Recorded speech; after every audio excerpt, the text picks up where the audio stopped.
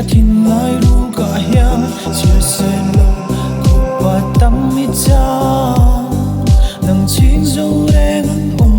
lo nge par moi ros pon atu lo che ka thu ro te ka tra nga hian be lo